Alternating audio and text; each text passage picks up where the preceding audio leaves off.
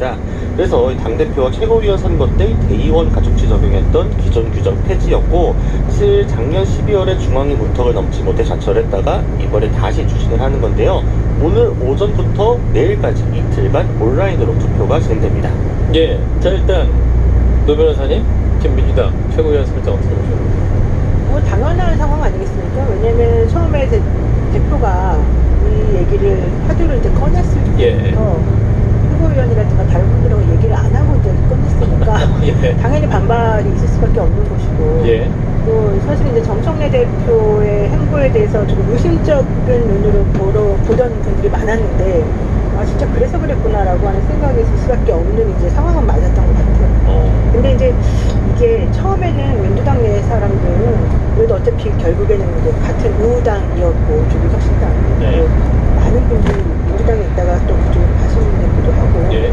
그래서 아마 초창기에는 오히려 이 반대 의견이 이렇게 막 목소리를 크게 내기가 좀 어려웠던 것 같고 그런 얘기를 하는 분들이 공격을 많이 받았던 걸로 아는데 오히려 이게 지난번에 이해찬 총리 이제 그 상중에 그냥 좀 수면아래로 내려가는 것처럼 하면서 이게 좀 더 설득력을 더 가졌던 것 같아요. 그래서 지금 물어보게 되면 초창기보다는 반대하는 의견이 더 표면화되는 것이 더 많은 것 같아요. 서툴러나면서. 네, 그리고 청와대하고 사실은 이제 교감이 있었냐 없었냐부터 시작해가지고 이게 도대체 왜 이렇게 가느냐 이제 이러면서 조국혁신당의 황운하 의원이 이제 처음에 이 상황에 대해서 흡수합당은 절대 안 된다라는 식으로 얘기를 하면서 민주당 입장에서는 그럼 왜 우리가 도대체가 이제 이런 생각을 많이 꺼내게 되는 거예요. 예.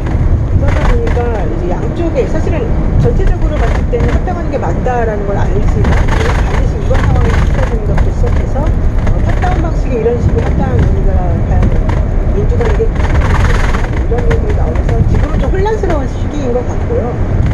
여기에 대해서 조금 그 청와대랑 이견이 있다는 소리도 들려 나오고 이러다 보니까 제가 봤을 때 다들 아직까지는 어떻게 해야 되지 이건 조금 약간 간 보는 느낌? 일단 막 싸워요. 네, 그런 게 일단 좀 싸우고. 있는 것 같습니다. 아니, 뭐, 나서서 막 싸우는 분들이 이제 있잖아요. 네. 근데 그분들에 대한 공격이 사실 어떤 식으로 지난주에들이 많았잖아요. 예. 그러다 보니까 차마 이제 말을 못하고 있는 사람들이 많았었죠. 왜냐면 이제 지선을 앞두고 이 경선 여러 가지 측면에서 안 들고 있으니까. 그런데 그러다 보니까 오히려 이게 점점 반대하는 사람들의 명분이 더 커지는 듯한 분위기가 생겨나니까 아 일단 좀 빠져있다가 한번 좀 움직여볼까? 어떤 식으로 갈지 지금 괜히 얘기했다가 정청래 대표한테 믿고 하면 어떡하지? 막 이런 생각하는 사람들도 있고 다들 이제 계산이 좀 복잡한 것 같아요. 자, 이러한 갈등 상황을 객관적으로 보고 있는 김정철 대표는 객관적일까 과연? 저는 일단 여기에 지금 이현주 의원께서 얘기하시는 2인자, 3인자. 네, 달라. 이게 2인자, 3인자는 정청래, 조국 이렇게 생각을 하시는 것 같은데 저는 정청래, 김어준 씨가 있어요. 아, 3인자는 김어준이다? 네, 조국 대표는 아닌 것 같고요. 지금 이 문제는 제가 바라보는 관점이 이렇습니다. 그러니까 지금 계속 내부에 분란이 있잖아요. 그래서 제가 늘 이제 기업 합병 관련돼서 말씀을 드리는데 합병을 할 때 야, 이런 반대가 있어. 네? 인수하려고 하는데 이런 문제가 있네. 예. 이렇게 하면서 자꾸 가격을 깎는 거거든요. 예. 그러니까 조국혁신당은 이번에 합병을 통해서 소위 어떻게 보면 합병 비율이 점점 낮아지고 있는 어려움에 봉착한 것 같습니다. 아하. 그리고 김어준 씨 같은 경우에는 사실은 지금 당내에 굉장히 영향력을 미칠 수 있고 지금 뒤에서 얘기가 나온 1일 1표제가 됐을 때 굉장한 파워를 가질 수 있잖아요. 예. 그걸 통해서 이 합당을 본인이 추진을 하고 거기에서 자신이 원하는 영향력을 행사할 수 있는데 결국은 이 합당을 통한 본질은 뭐냐? 공천권과 관련된 거잖아요. 나중에 당내 당권과 관련돼서. 예. 그러니까 결국은 조국혁신당 입장에서는 합당을 하고 나서 어느 정도의 공천을 받을 수 있느냐, 자신의 당에 있는 사람들이. 예. 그 부분이 관련된 것이고, 민주당 입장에서는 이들을 어떻게 배제할 것이고, 그거에 따라서 본인들의 지금 기득권을 어떻게 유지할 것이냐, 이 문제가 지금 첨예하게 대립되고 있는 상황이라서, 사실 저는 객관적으로 굉장히 재밌게 보고 있습니다. 재밌게 보고 있어요. 재밌다는 건 주관적인 건데, 자, 우리 가장 객관적인 곽오신 기자. 예. 항상 객관적인가요, 예. 제가? 예.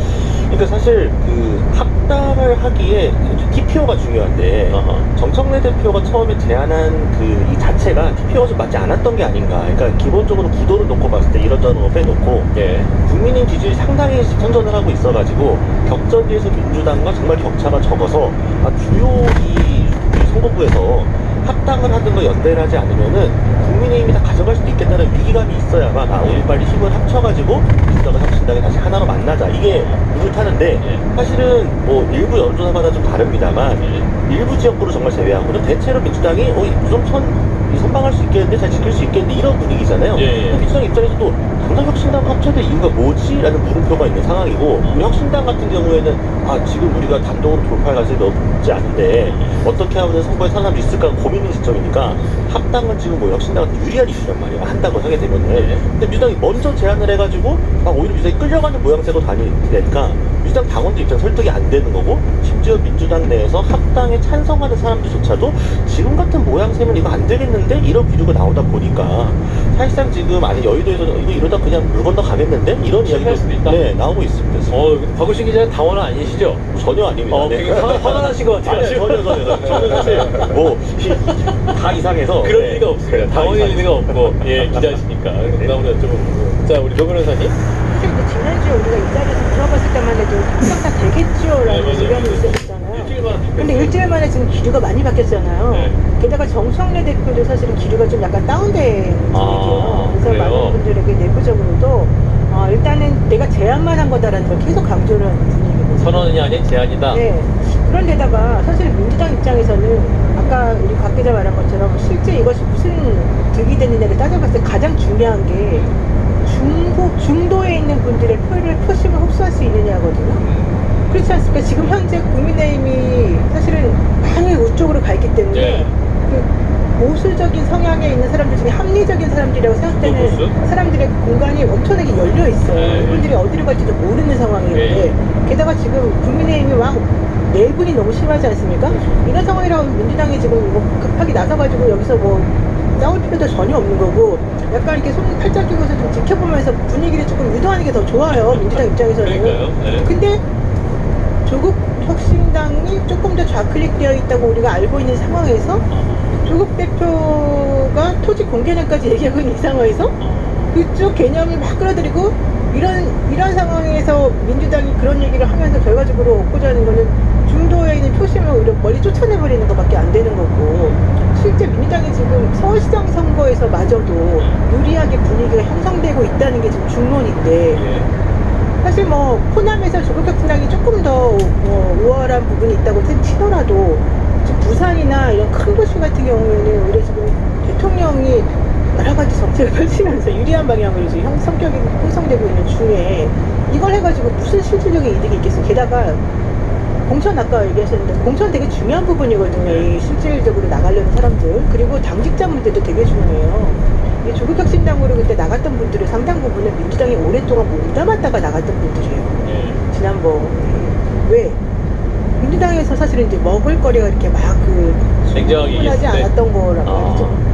그런 상황인데 그분들이 나가게 되면요, 이 보수를 주는 당직자의 숫자가 정해져 있대요. 저는 잘 몰랐는데 그러다 보니까 어차피 조국 혁신당하고 합치게 되면 그 당직자분들하고 또 자료를 나눠야 되거든요. 그렇게 되면 민주당 입장에서는 준비도 안 된 상황에서 갑자기 대표가 혼자 말한다고 해서 그걸 무조건 따라간다? 이건 사실은 좀 어려운 부분이잖아요. 전당원 투표는 부결될 가능성이 있어요. 근데 그거는 모르겠어요. 지금 왜냐하면 민주당 사람들이 이게 약간 이기적으로 개인적으로 막 생각한다기보다는 전체적으로 어떻게 하는 게 더 도움이 될까를 조금 더 많이 생각을 하는 편인 것 같더라고요. 그래서 제가 봤을 때 이게 되게 조심스러워서 누군가가 딱 앞에서 깃발 꽂고 이쪽으로 가는 게 맞아라고 이제 막 열심히 설득하잖아요. 그럼 또 그렇게 될 가능성도 좀 있어 보여서 저는 거기에 대해서 지금은 지난주에 내가 무조건 합격될 거다라고 생각했는데 지금은 약간 조금 중립적인. 물음표가 됐어요. 저는 뭐 합당이 지금 될 거라고 생각하고요. 조국 혁신당은 이번에 만약에 합당을 못하면 정말 큰 위기에 정말 부착을 하게 되거든요. 그래요? 왜냐면 저번에 말씀드렸다시피 가면을 벗었단 말이에요. 벗었는데 지금 또 다시 써야 돼요. 합당하고 싶어요. 네, 이게 이제 얼굴을 봤는데 우리 결혼하고 싶은데. 네, 국민이 다 봤는데 거기에서 우주 매님이 다시 사는 그렇죠.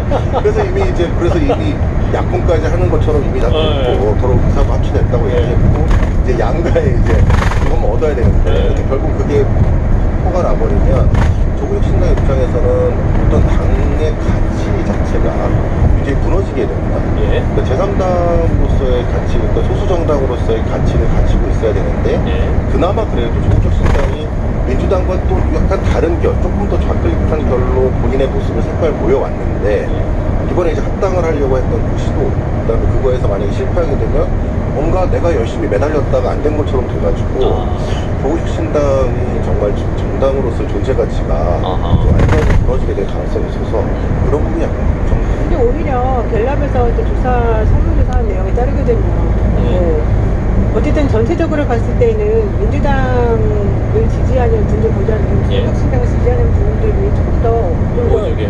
온건하게 조금 더 신중하게 생각하려는 아하. 경향들이 있더라고요. 네. 그래서 지금 말씀하시는 부분에 대해서는 조금 애매한 부분이 있고, 또 하나는 요즘 결혼 막 무조건 해야 된다는 생각 안 해요. 요즘 사실혼도 많고 비혼주의도 많고 실제 가족의 개념이라고 하는 게 베니핏만 중요하게 생각하는 사람들 많아요. 이게 지금 세상이 바뀌고 있어요. 그렇죠. 그건 인정하겠습니다. 이현정 변호사님. 예. 자, 근데 이런 가운데 지난주 금요일에 국회 본회의장에 휴대폰 사진이 잡혔는데 이 보도상으로는 이제 민주당의 모 의원과 한 국무위원, 그러니까 이제 의원 출신 국무위원이 사이에 대화다라고 하는데 핵심 단어가 미략이에요. 그 미략설이 나오죠. 미략, 충격 소재, 미략 여부 밝혀야 당명 변경 불과 나눠먹기 보유과.